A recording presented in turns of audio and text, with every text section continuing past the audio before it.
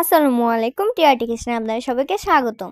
আজকে বানাচ্ছি এমন একটা রেসিপি, খেলে আপনারা বলেন উফ, মাংসের দরকার কি, আলু আর ডিম থাকলেই জীবন সেট। এমন একটা রেসিপি দেখাবো আজকে, মনে হবে আহা, মাংস না থাকলে দুনিয়া থেমেই নেই।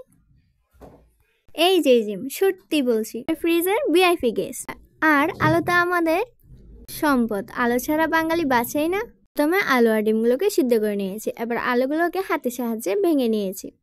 পরিমাণ মতো তেল, কুচি করা একটা পেঁয়াজ, মরিচ, হলুদ, গরম মশলা 1 চামচ করে দিয়েছি, যেটা ক্যামেরা বন্দি হয় নাই।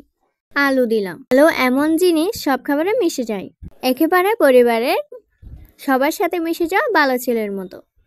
এবার আলুটা ভালোভাবে নেড়ে ছেড়ে কষিয়ে নিব। কষানো হয়ে গেলে পরিমাণ মতো পানি দিয়ে আবারও নেড়ে ছেড়ে দিব।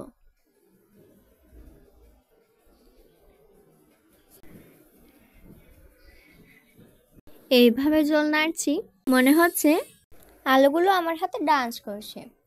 এবার 5 মিনিট পর্যন্ত ঢেকে রাখবো। 5 মিনিট পর সিদ্ধ করা ডিমগুলো দিয়ে আবারও নেড়ে ছেড়ে দিব। ডিমে সামান্য পরিমাণ হলুদ আর সামান্য পরিমাণ মরিচ এবং স্বাদমতো লবণ দিয়ে মেখে ভেজে নিয়েছি তেলে।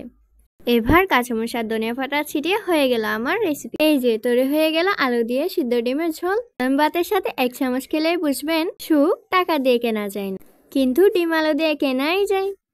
ভিডিও ভালো লাগলে লাইক দিবেন, না লাগলে ডিম ছুঁড়ে মারবেন, কিন্তু সাবস্ক্রাইব না করলে অভিমান করব।